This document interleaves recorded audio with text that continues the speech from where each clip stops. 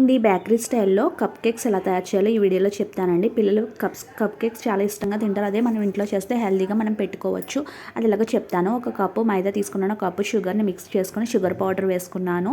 తర్వాత ఒక chocolate flavour ఉన్న బిస్కెట్ ప్యాకెట్ మొత్తం అందులో బిస్కెట్స్ తీసేసుకున్నాను, 5 రూపీస్ ప్యాకెట్. కావాలంటే మీరు దీని ప్లేస్లో కోకో పౌడర్ ఉన్న వాడుకోవచ్చండి. లేకపోతే కనుక ఇలా బిస్కెట్స్ చాక్లెట్ ఫ్లేవర్ ఉన్న తీసుకోండి. తర్వాత దీంట్లో టేబుల్ స్పూన్ బేకింగ్ పౌడర్, ఒక టేబుల్ స్పూన్ బేకింగ్ సోడా, కొంచెం సాల్ట్ వేసుకొని మొత్తం ఇవన్నీ కలిపి జల్లించేసుకోవాలండి. దీనివల్ల మృదువుగా అనేది వస్తుంది. కేక్స్కి మధ్యలో గ్యాప్స్ అనేవి లేకుండా ఉంటాయి. ఇప్పుడు దీంట్లోకి మనము బ్రూ కాఫీ పౌడర్ ఉంటుంది కదండి, అది వాటర్లో మిక్స్ చేసుకొని ఈ విధంగా వేసేసుకోండి. తర్వాత దీంట్లోకి 1/2 కప్పు సన్ఫ్లవర్ ఆయిల్ తీసుకొని, పామాయిల్ అసలు తీసుకోకూడదు. తర్వాత దీంట్లోకి వెనిలా ఎసెన్స్, 2 ఎగ్స్ని ఇలాగా బీట్ చేసుకొని వేసేసుకొని, తర్వాత దీంట్లో కొంచెంగా పాలు వేసుకొని మిక్స్ చేసుకోవాలి. బీటర్తో కానీ విస్కర్తో కానీ చేసుకోవచ్చండి. 2 లేకపోతే మిక్సీలో వేసుకోవచ్చు.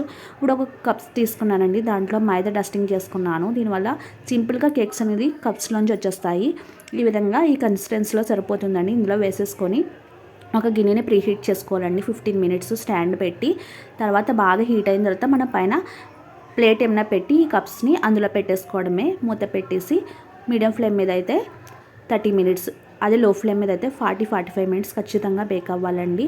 మనం చాక్ పెట్టి గుచ్చితే లోపల చాక్ అది మనకి అంటుకోకుండా ఉండాలి. అప్పుడు వరకు దాన్ని బేక్ చేసుకోవాలి.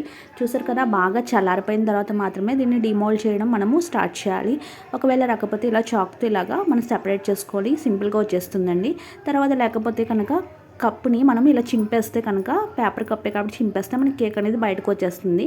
అంతేనండి, చాలా బాగుంది కదా, పిల్లలు కూడా చాలా ఇష్టంగా తింటారు. లైక్ చేయండి, షేర్ చేయండి, నా ఛానల్ సబ్స్క్రైబ్ చేయడం మాత్రం మర్చిపోకండి. Thanks for watching.